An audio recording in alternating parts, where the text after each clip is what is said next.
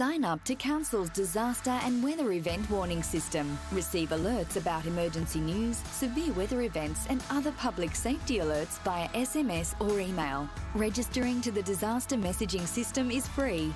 To register, visit Gladstone Regional Council's Region Watch website and click on the Register for Warnings button. Get ready, Gladstone. Take the steps to protect what's most important to you. Let's be better prepared and protected for emergencies and disasters.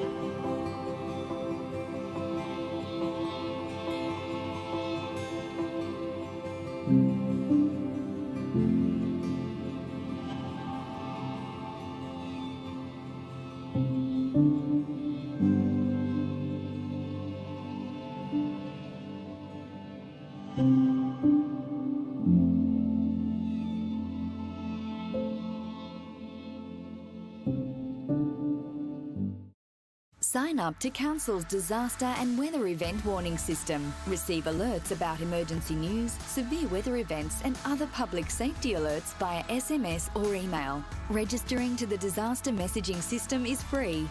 To register, visit Gladstone Regional Council's Region Watch website and click on the Register for Warnings button. Get ready, Gladstone. Take the steps to protect what's most important to you. Let's be better prepared and protected for emergencies and disasters.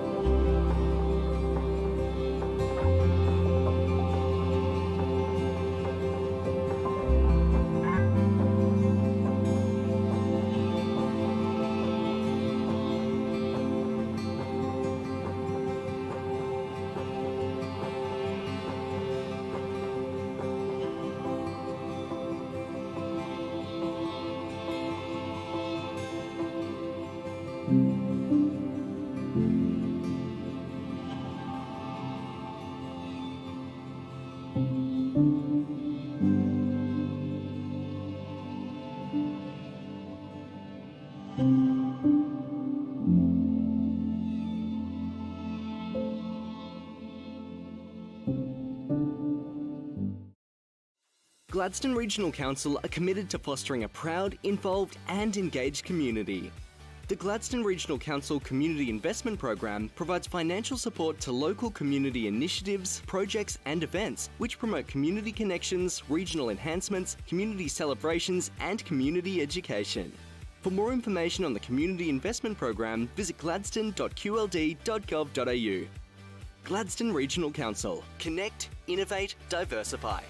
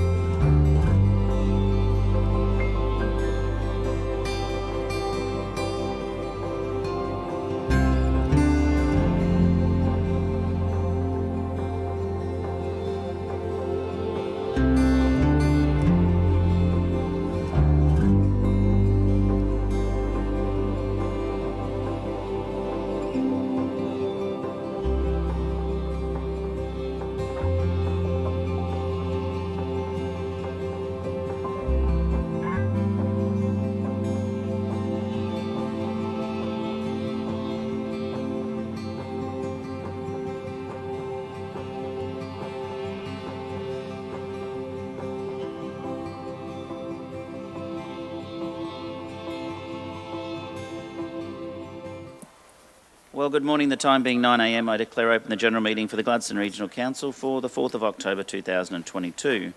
We have received and resolved an apology from Councillor Trevor, so that's not required again today. We'll move to the next item on the agenda, councillors, which is messages of condolence. Councillor O'Grady, I believe you have a message of condolence. Yes, thank you, Mr Mayor. I just a message of condolence for Margaret Rule, which is Selwyn Rule and Pam Rule's mother. She passed away 2 weeks ago now, and I just put this forward because they were the instrumental in getting the Rules Beach Rodeo up and running in the early 90s, and it ran for 13 years, so that really introduced tourism into the actual Rules Beach area. So I just thought I'd bring that to everybody's attention. But yeah, Margaret was a fun-loving sort of person. She loved her country music, and she used to attend the Boyne Valley Country Music Festival every year, and yeah, she just loved life. So, so condolence goes to the family. Thank you. Thank you, Councillor O'Grady. Councillor Branthwaite.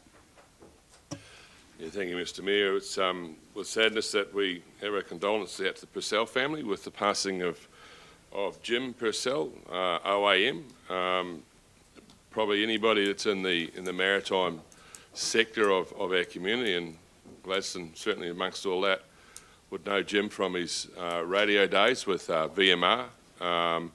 He was with VMR for many years, coming over here from Thangool and cutting a life over here, but having a charter boat as well, and also exploring this whole neighbourhood. But there wasn't anything about the Southern Great Barrier Reef that Jim didn't know, and really was quite an expert as far as the maritime safety side of things is concerned.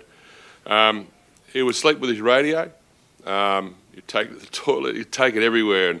And before his wife Mavis passed away, he was constantly saying, "No, you're not buying me shirts with pockets in them because I need a pocket for my radio." So, but it was on 2 or 3 occasions which I've had to call him up, and in the end he'd say to me at 2 o'clock in the morning, "Yes, Darryl, what's happened?" And I'm pretty sure a lot of people in this room knew what happened on that particular day, but he would know exactly what to do and who to contact, and it was quite amazing, his knowledge of the local people. When they didn't turn up, he would actually call their home or call their mates to see if they hadn't checked off and signed off on the register. So Jim's going to be very sadly missed.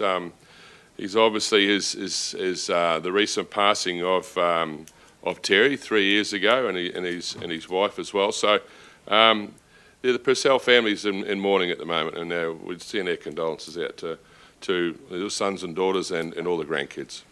Thank you, Councillor Branthwaite. Any further messages of condolence, councillors? No further messages of condolence. I'll move to the next item, which is prior notifications of conflicts of interest. I don't believe we have any. No prior notifications.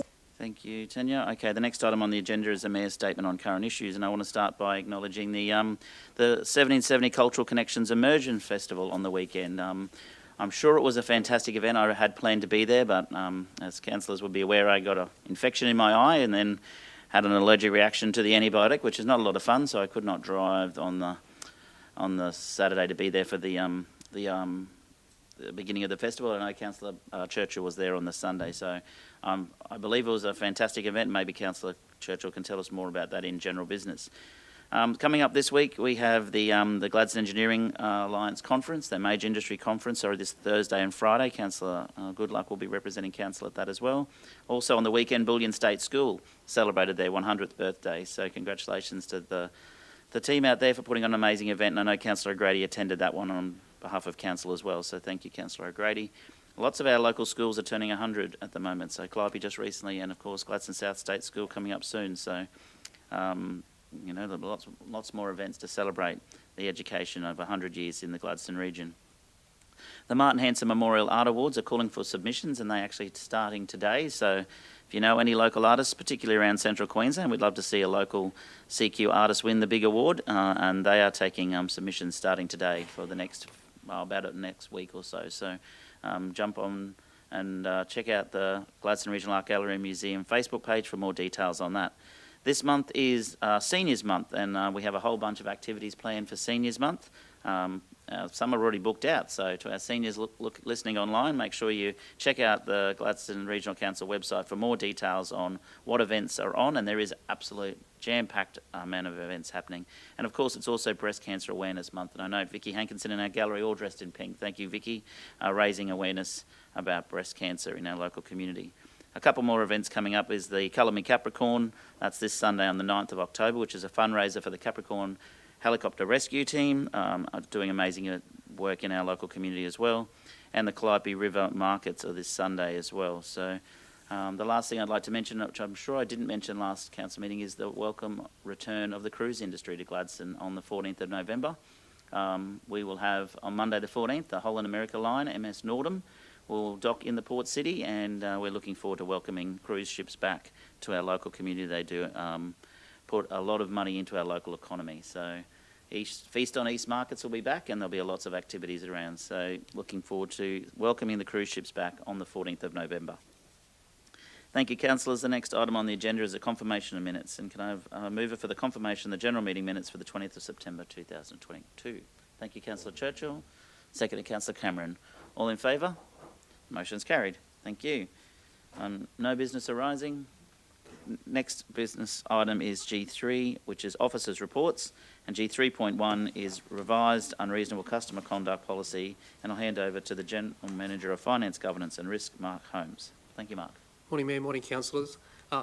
This item this morning is a revision of our unreasonable customer conduct policy, and essentially has arisen as a result of an incident that we've had with one of our officers a number of months ago, but ostensibly from our learnings over the last 5 years since when we first adopted the policy.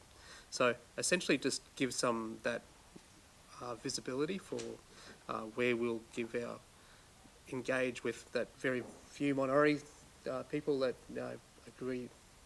deal aggressively, and also those both in person but also over the phone. So we've added those amendments to the policy, and happy to take questions with respect to it.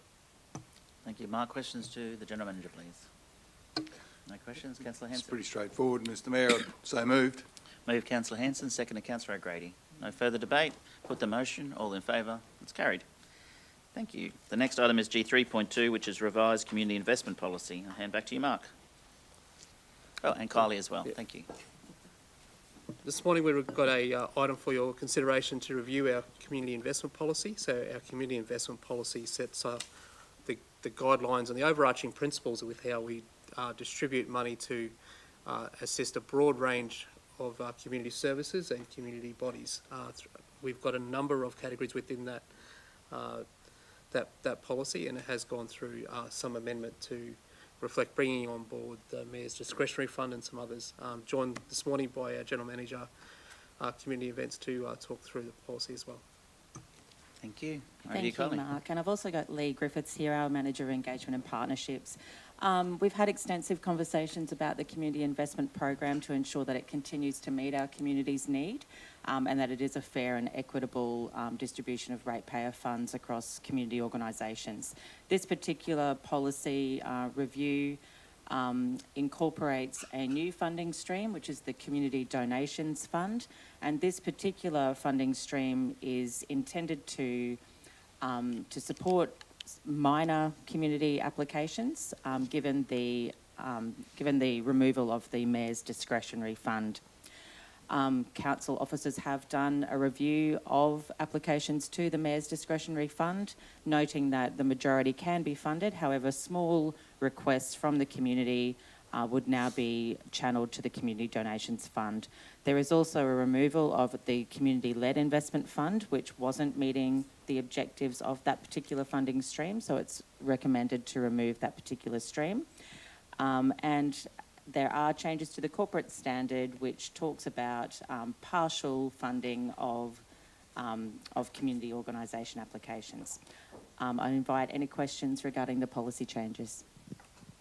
Thanks, Kylie, and thanks, Lee. I think this is excellent work, and it will go a long way towards supporting the community in terms of applying for grants through council. Councillor O'Grady. Thank you, Mr Mayor. Kylie, just in the policy, in the purpose, in each of the policies, it's got Gladstone Regional Council recognise the values provided by local non-for-profit organisations and businesses in delivering initiatives. So should we put in there non-profit residents? Because there's nothing about, because I think residents can apply for these. It's just, you know, non-profit and businesses, it sort of only defines two different type of organisations basically. I don't know whether we could put residents in there, because if you're applying for funding to run an event like McGrath Foundation or I just was concerned about they were being left out, that's all. The majority of applications that come through, Councillor O'Grady, are from community organisations. However, that said, there is the community event stream, which are for smaller community events or celebrations such as Australia Day across the region. Sometimes they can come from individuals, so we could adjust the policy statement to include individuals. Yeah, it just didn't cover it, that's all. So I just didn't want anybody to feel like they were left out. It's in all those policies too. In the guidelines or the? Under the purpose, each of the policies, it's the same line item. I think I've got a few more questions. It's Councillor Churchill, then Muscat, and then Goodluck. Yeah, this one's a brief one. Thank you and well done. Kylie Lee, just at this stage, subject to the endorsement of Council today, we do know that there are community groups out there that are entitled to or have been granted in the past, you know, an annual community hall subsidy, et cetera, and there's probably others as well. How do you propose now to, and I totally support the recommendation, to communicate it or market it out to our businesses, our not-for-profits, our charities and our individuals as a priority, so that people can now start to prepare to build up their applications well and truly before Christmas, because some groups actually apply, I think, in the first month of every financial year in the hope that they will still be entitled to it. Councillor Churchill, thank you for the question. Was that community halls, did you say, or, Well, that's one as an or any example. stream? I believe that there are others that sat within, you know, some of the discretionary funds at a lower level. So it's more a matter of how you're going to communicate to the masses on this change of policy and procedure. Thank you, Councillor Churchill. So our Community Investment Officer will be communicating with those regular applicants to the Mayor's discretionary fund following the endorsement, should Council choose to, of the new policy. That particular communication will be around talking about our funding streams and also introducing the Community Donations Fund if Council approves the change. In addition, there's currently a Community Investment Roadshow that's happening across our region, in which we're hoping to explain the changes and encourage people to apply for the program. Thank you. Councillor Muscat. Thank you. Thanks, Mr. Mayor. I have two questions and a comment. Well, first, I just wanted to thank you and Lee and his team. The work that's been done on community grants has been really great from when I first sort of started working here. And I know also the ongoing improvement that we have, I guess, worked on. I know we have done a lot of tweaking, and then, you know, and only just probably 12 months ago, we did another one, and sort of, to me, only just shows that we're trying to get it right or better, because nothing's ever perfect and things change all the time as well. For example, when we had COVID, we also released another special round for to help organisations overcome all those challenges. So I wanted to ask you two questions.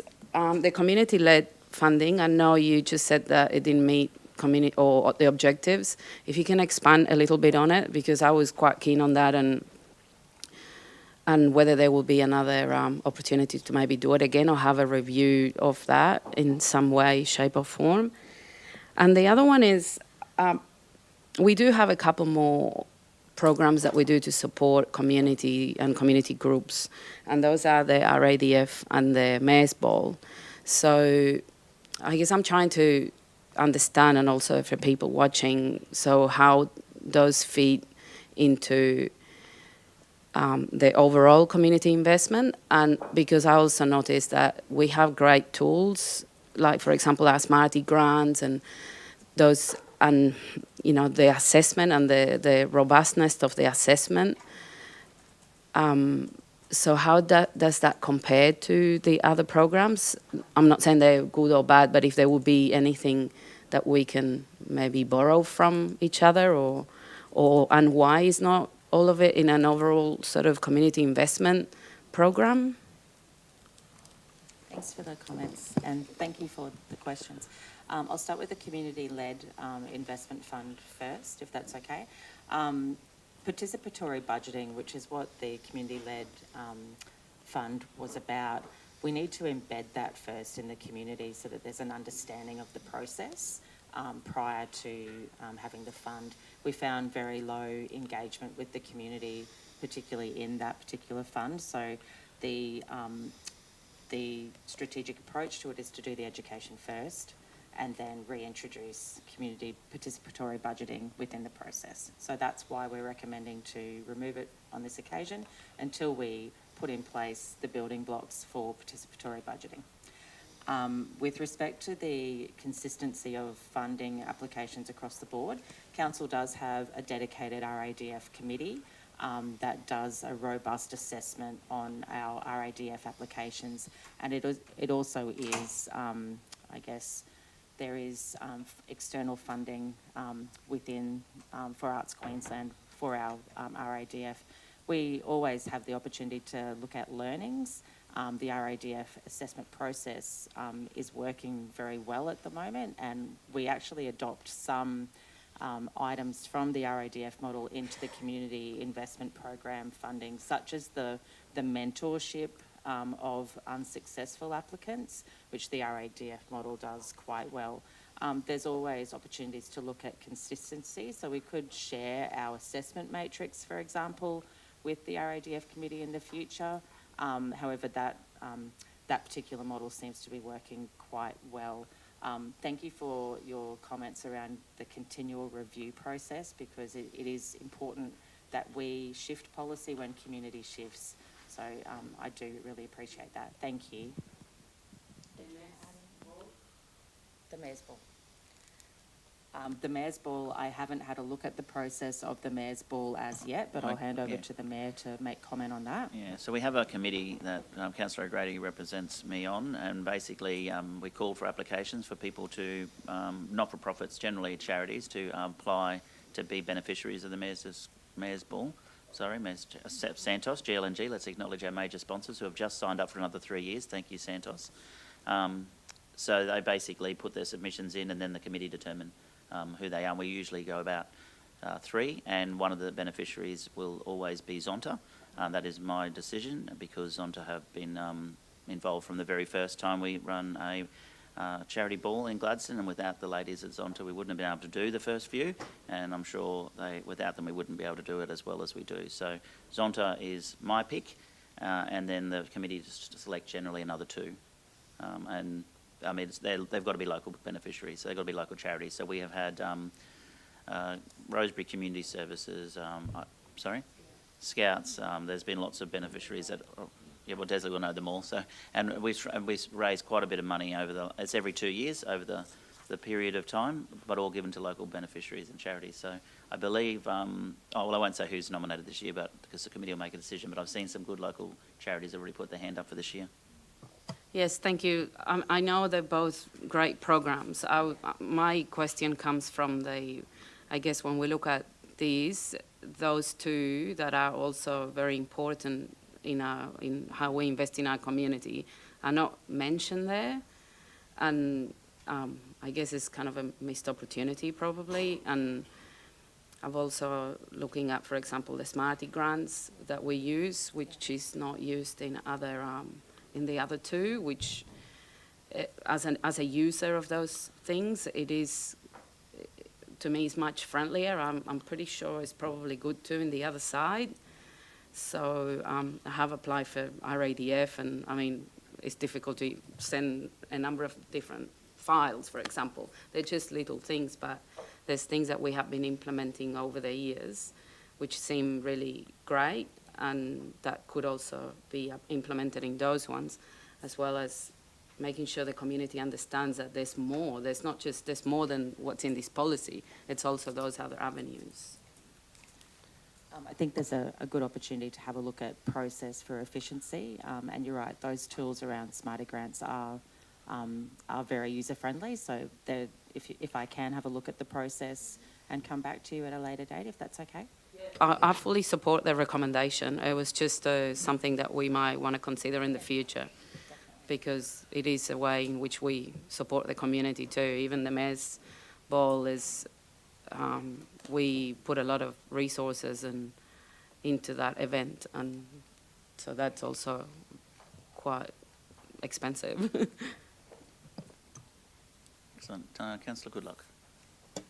Thanks, Mr Mayor. Just coming back to Councillor O'Grady's point about the individuals, would it only be, I suspect, the Community Donations Fund that would be open to individuals? Because my understanding is we do need to keep it as not-for-profits more broadly for the bigger grants, so that we have that, security with the way that not-for-profits have to act, handle themselves under the Act, etc. I think if you include the word individuals in the purpose, that recognises that there are elements in that policy that applies to individuals. It won't impact the different grants and the criteria for those grants. So we'll work that through. Yep. Good. Thank you. Councillor Goodluck, if I can give you some security, there's in the attachment policy there is still a matrix which looks at eligibility criteria. So that is your governance check there. And I see mostly when it comes to individuals, it would be people that might be on a long trek from one part of Queensland to the other, raising funds for cancer awareness or whatever. And the money doesn't actually go to them, it goes to whoever they're raising funds for, like the wheelbarrow man, lawnmower man, Clive, and the barefoot Dutchman who walked through just recently, and all raising funds for good causes. So, yeah, while it's technically funding an individual's cause, the money doesn't go into their wallet, which is important. Any further questions, councillors? No? Can I have a mover, please? Councillor Muscat, second, and Councillor Goodluck. All in favour? Motion's carried. Thank you. Thank you, Kylie, and thank you, Lee. Thank you, Councillor. Oh, sorry. I can't. Did you want to make that amendment? That's, sorry. Oh, okay. Well, I've just moved. Yeah.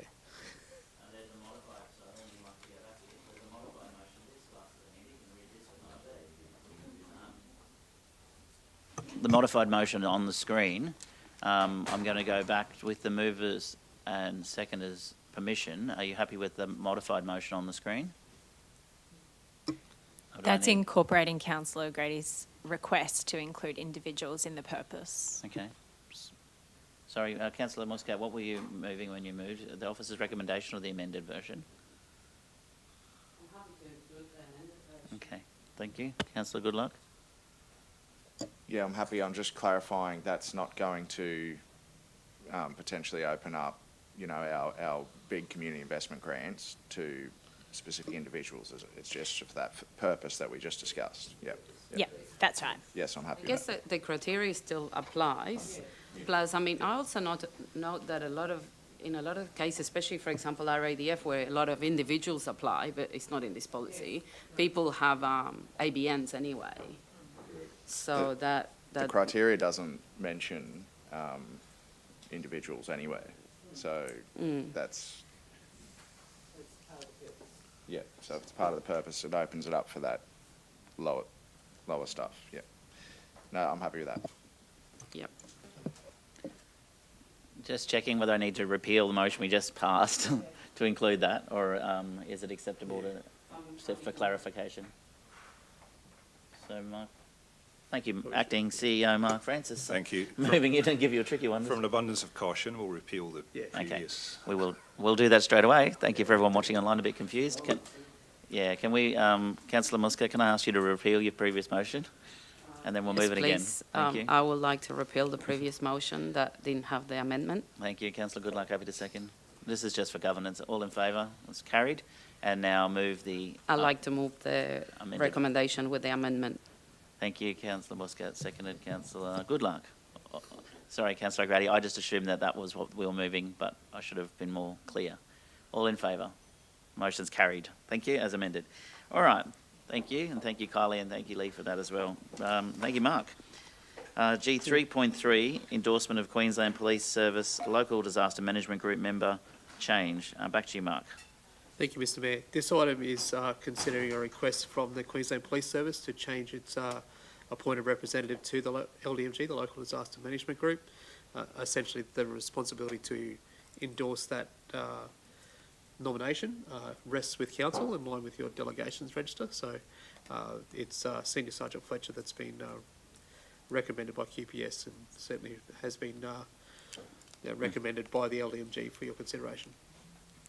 Thank you. Move Councillor Goodluck. Seconded Councillor Cameron.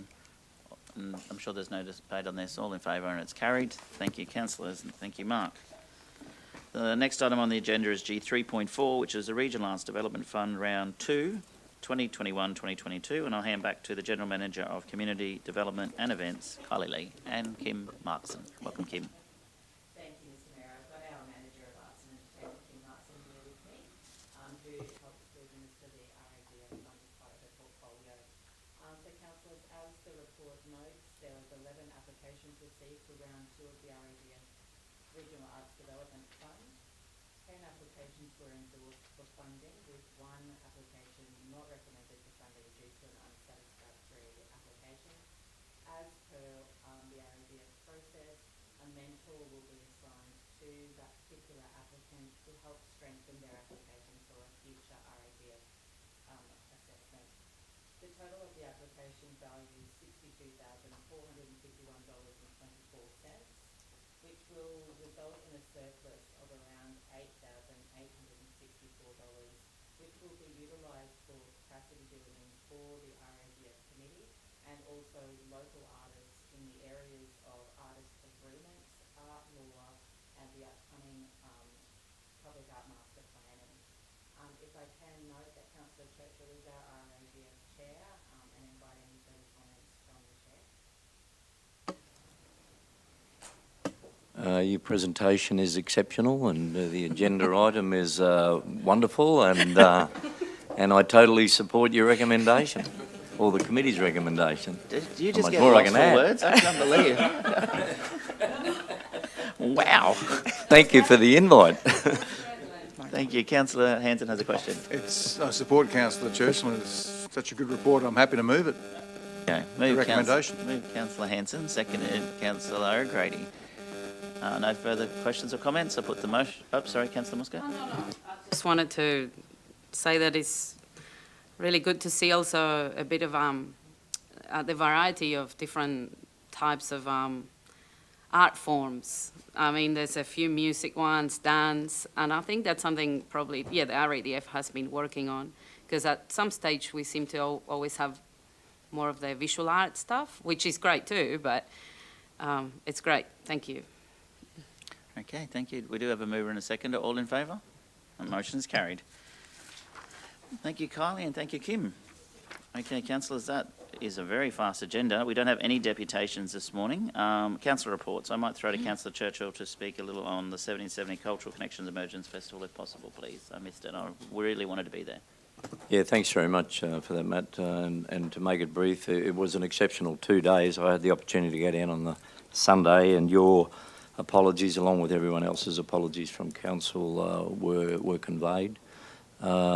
The weather was extremely kind for the 2 days, and then they had a late storm, but the festival finished in time. Obviously, the focus of the festival is not only just the inclusiveness, but just a continual, I suppose, awareness of the fact that our traditional owners and our reconciliation. Traditional owners have been here since the beginning. And one of the highlights, I suppose, of the feature is, from a local perspective, the participation of various tribes that are coming from other parts of not only central Queensland but Queensland. So I have no doubts, Dr. Kerry Blackman, I give recognition to Dr. Kerry and also Matt Cook and many others that are involved in organising this annual festival, because the numbers have increased quite dramatically, and Gay Cirrus and one of our officers, Gay Cirrus, and other officers were there, and I do know, I can attest to the collectibles that were on the table from Gladstone Regional Council went in no time. So the numbers are increasing. The other important part was that last year there was a contentious issue in relation to the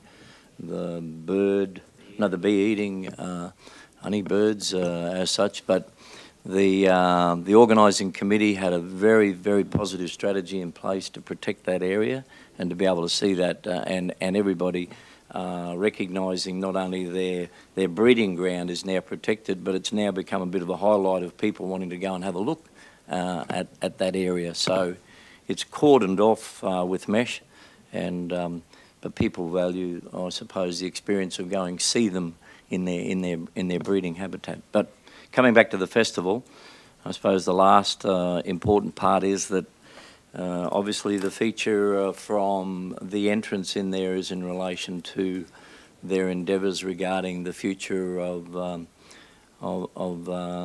Australia Day.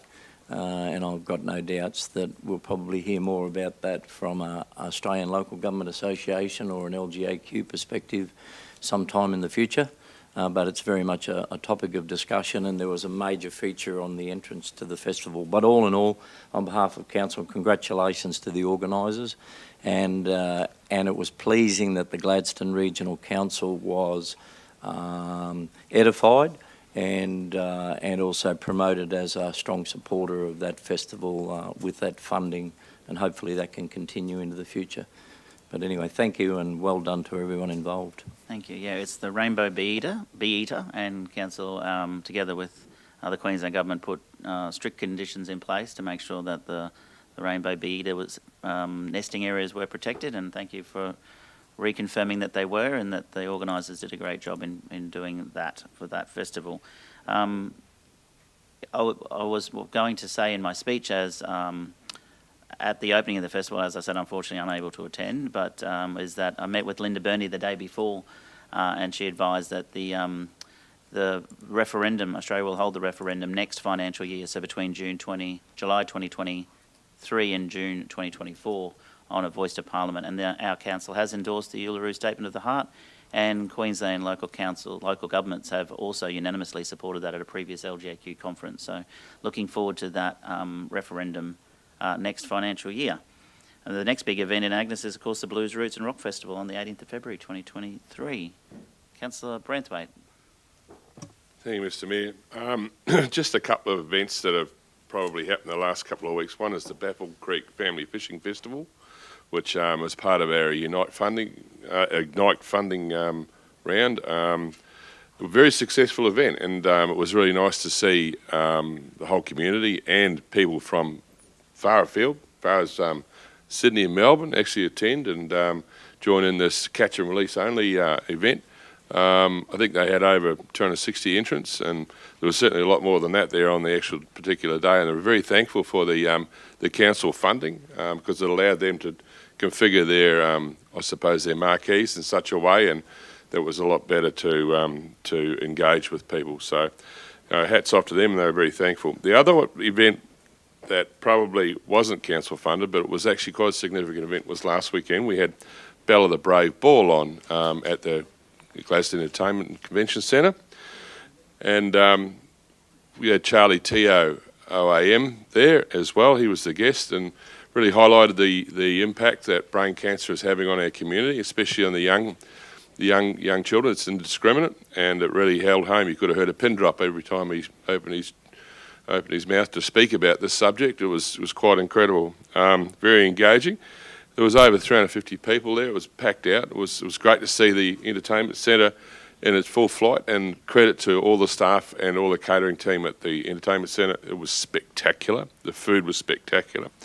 And over $65,000 were raised on that particular night, which was wonderful. So, yeah, hats off to all those people that were organising that. Thank you. Council was a sponsor of that event, so very glad to see. Too, yeah. Very glad to see our council supporting that event. And I'm glad you mentioned the Baffle Creek Family Fishing Festival, because our council put a submission into the Great Sandy Marine Park zoning plan some time ago, and it appears they've taken on board our submission. But if anyone wanting to put a submission in, either to support the draft, which is out for community consultation now, please jump onto, well, it's on my Facebook, but it's also on the Queensland Government's website as well, and that's to make your comments heard about the Great Sandy Marine Park zoning area. So, but as I said, we put a submission in some years ago, and it does seem that the government have taken on board our feedback, so that'll allow things like the Baffle Creek Family Fishing Festival to continue. Further council reports. Councillor Churchill again. Would you mind if I had one other one? Last Thursday was National Police Remembrance Day, and to those councillors, thank you for your support for this. Councillor Hanson, Councillor Cameron joined with me at the Anglican Church, and I suppose probably best,